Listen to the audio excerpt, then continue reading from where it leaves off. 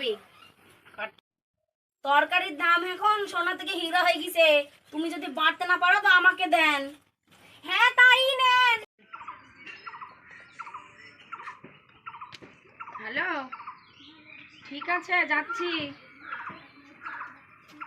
বৌমা, ওই পাড়া থেকে ভাই ফোন করেছিল, এখনো যেতে হবে, আমি যাচ্ছি। তোমার বাপ মা তো বিয়েতে কোনো দান দিল না, তোমার অনুষ্ঠান করতে গিয়ে আমার গহনাগুলো সব বেচতে এলো, আমি এখন কি করে যাবো বলো দেখি। দাঁড়ান মা, এক্ষুনি গয়নার ব্যবস্থা করে দিচ্ছি।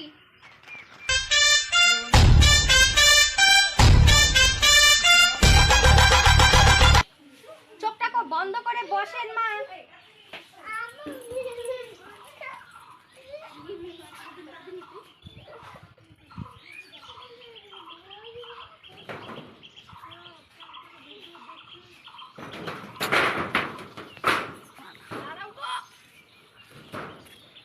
ওই দিক দিয়ে আসো।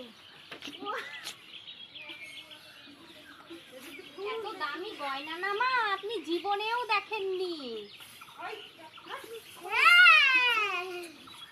এবার চোখটা খুলে দেখুন মা। এটা শাশুড়ি না দেবতা?